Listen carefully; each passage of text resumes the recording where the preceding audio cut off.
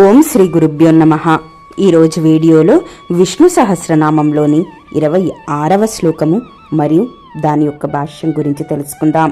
సుప్రసాద ప్రసన్నాత్మా విశ్వదృగ్విశ్వభుగ్విభు సత్కార్త సత్కృత సాధు జహ్ను నారాయణో నరః అంటే సంసార చక్రమును పరిభ్రమింపచేయువాడు, అన్నింటికంటే మహోన్నతమగు పరమపద తత్వమూర్తి ఆ విష్ణుమూర్తి.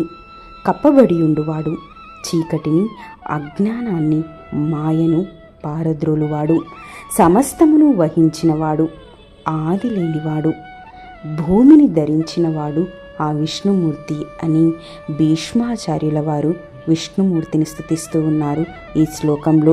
ఇది అండి విష్ణు సహస్రనామంలోని 26వ శ్లోకం యొక్క భాష్యం గురించి. నెక్స్ట్ వీడియోలో 27వ శ్లోకం యొక్క భావం గురించి తెలుసుకుందాం. ఈ వీడియో కనుక మీకు నచ్చితే లైక్ చేయండి, షేర్ చేయండి. సునీత యజ్ఞమూర్తి బ్లాగ్ని సబ్స్క్రైబ్ చేసుకోవడం మాత్రం మర్చిపోవద్దు. అలాగే మీ విలువైన సజెషన్స్ని క్రింద కామెంట్స్ రూపంలో తెలియజేయండి. Thank you.